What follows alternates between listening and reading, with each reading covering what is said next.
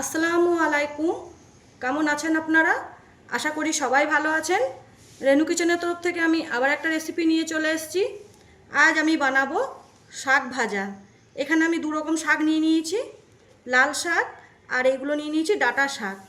এই ডাঁটাগুলো এরকম ছোটো ছোটো সাইজে কেটে নিয়েছি। তার সঙ্গে নিয়ে নিয়েছি কুমড়ো আর বেগুন। বেগুনটা আমি এখন কাটিনি, যখন ভাজা করব তখন কাটবো। আগে থেকে কেটে নিলে বেগুনগুলো কালো হয়ে যায়। তো চলুন আমরা রান্নাটা শুরু করি। এখানে কড়াই আমি খুব ভালোভাবে গরম করে নিয়েছি।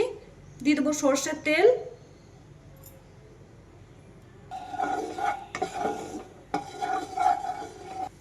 তেল খুব ভালোভাবে গরম করে নিয়েছি। দিয়ে দেবো কেটে রাখা কুমড়ো। কুমড়োগুলো আমি ভাজা করে নেব। কুমড়োগুলো আমার সব ভাজা হয়ে গেছে, এগুলো আমি সব তুলে নেব।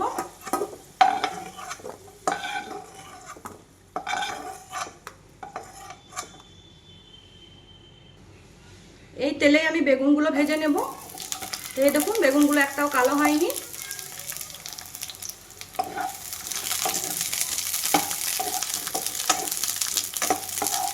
বেগুনগুলো আমি একদম লাল লাল করে ভেজে নেব। এখানে বেগুনগুলো আমার ভাজা হয়ে গেছে, বেগুনগুলো আমি তুলে নেব।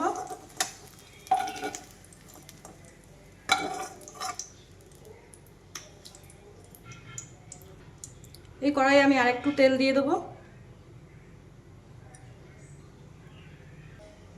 দিয়ে দেবো থেতো করা রসুন।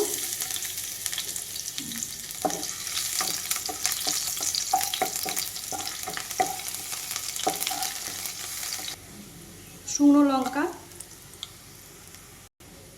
পেঁয়াজ কুচি,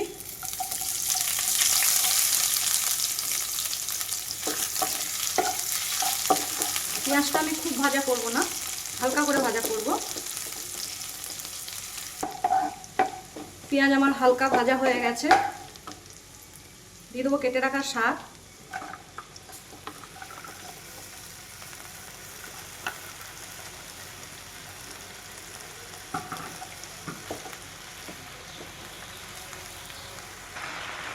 দিয়ে দেবো স্বাদ মতো নুন, সামান্য হলুদ গুঁড়ো,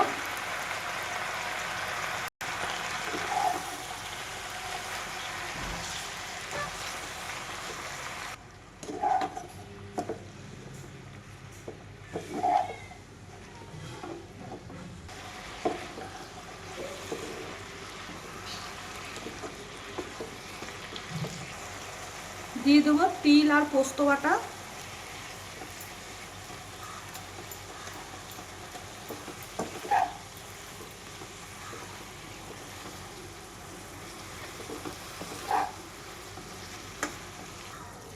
দিয়ে দেবো ভেজে রাখা বেগুন আর কুমড়ো।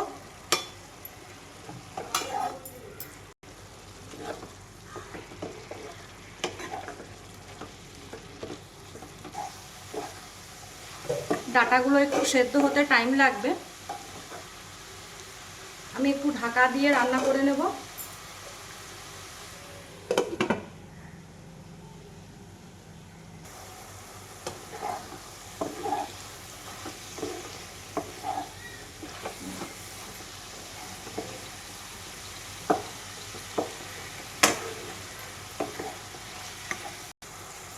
দিয়ে দেবো কাঁচা লঙ্কা,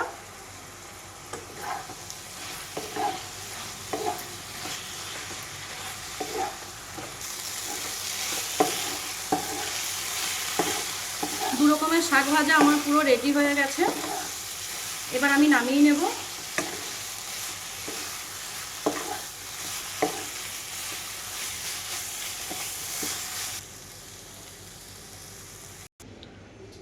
তো এই হচ্ছে আমার লাল শাক আর ডাঁটা শাক ভাজার ফাইনাল লুক। এই রেসিপিটা যদি আপনাদের ভালো লাগে প্লিজ একটা লাইক কমেন্ট শেয়ার করে দেবেন। ফেসবুক থেকে দেখলে আমাকে ফলো করে দেবেন, আর ইউটিউব থেকে দেখলে রেনু নিজের স্টাইলের রান্না চ্যানেলটিকে সাবস্ক্রাইব করে দেবেন।